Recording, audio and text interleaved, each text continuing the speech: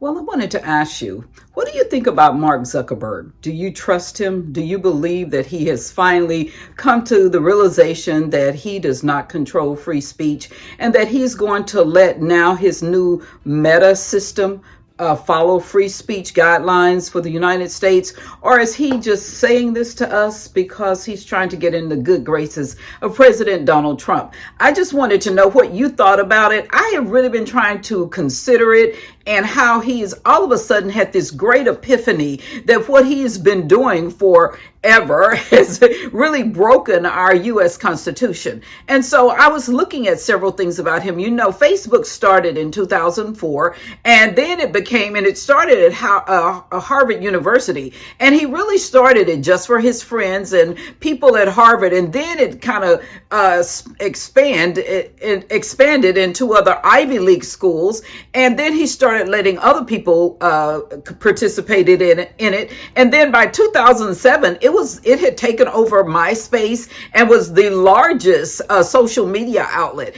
And so what happens when things like that happen is that you normally will have a person, especially when someone is creating some technology that's new, they start thinking they control it. And by controlling it, he thought it meant that he also controlled free speech. He did not control free speech. I wanted to read you what the First Amendment says. And this is the problem that I have with Mark Zuckerberg, because he is one of those billionaires, and because Facebook made him a billionaire, or Meta as he calls it now, is that he thought that he controlled not only Meta or Facebook, but he also controlled our First Amendment. But let me just read this to you. It says, First Amendment fundamental freedoms. Congress shall make no law respecting an establishment of religion or prohibiting the free exercise thereof, or abridging the freedom of speech or of the press, or the right of the people peacefully to assemble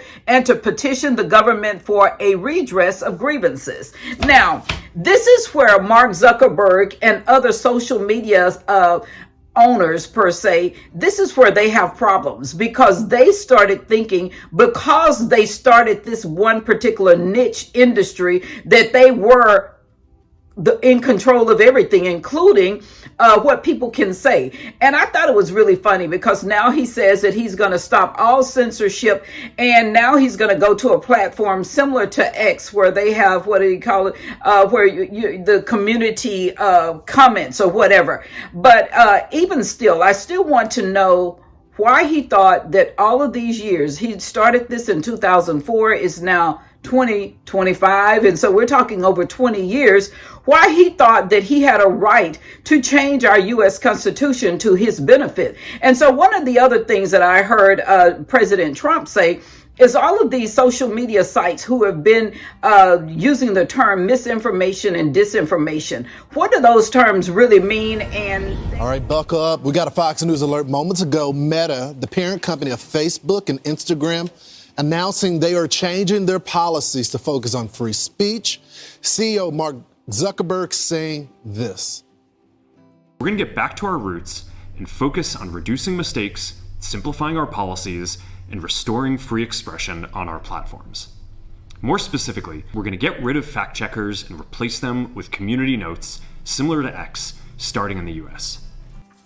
Wow, this is a big deal. Changes include ending its third-party fact-checking program and lifting restrictions on topics such as immigration and gender identity. Well, is there anything more important to talk about? Also, until now, Meta used automated systems to scan for violations, but found they resulted in too much censorship. So, from now on, they'll focus on tackling illegal and severe violations like terrorism, fraud, to name a few.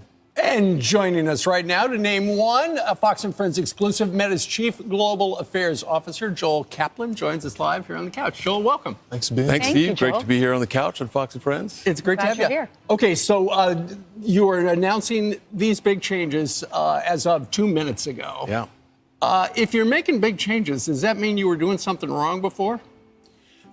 Look, this is a great opportunity for us to reset the balance in favor of free expression. As Mark says in that video, what we're doing today is we're getting back to our roots in free expression. There's a number of changes we're making, but if I could, and just highlight three. Yep. First is, as you heard, we're eliminating the third-party fact-checking system.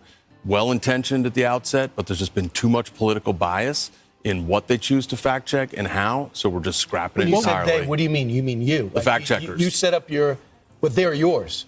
Well, checkers, right? so the idea was they're independent fact checkers, but they've just been too biased. And so what we're going to do instead is adopt a system like X has of community notes. So we're just going to rely on our own community of users to provide people more information about what they're seeing. And we think that's going to work So great. give us an example. If we said, if the headline is Donald Trump won the presidency, then anyone in the community can write notes underneath it? Yeah, great question. So somebody can write a note, and then the way it works is different people on the platform can sort of vote on that note. And if you get people who usually disagree, who all say, yeah, that sounds right, then that note gets put on the post and people see it. X has been doing it for a while. We think it's working really well, and we're going to adopt that system. And what are the other ones you want? Yeah.